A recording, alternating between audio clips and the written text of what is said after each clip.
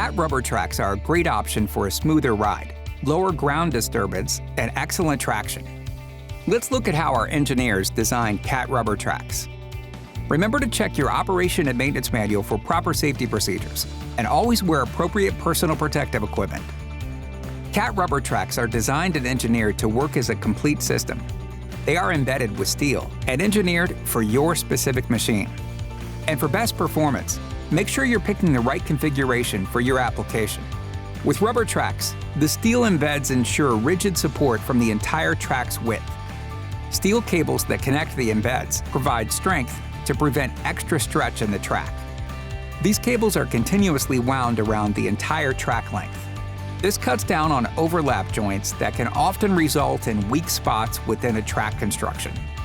The result is a system that provides maximum durability across all types of challenging applications. And choosing the right tread is critical to ensure maximum track life. CAT rubber tracks are designed for track retention. This prevents track stretching while keeping the track engaged. Rubber tracks also provide better flotation and less ground disturbance than a wheeled machine. For more information and support, contact your CAT dealer, and always check your operation and maintenance manual for specific instruction and safety procedures.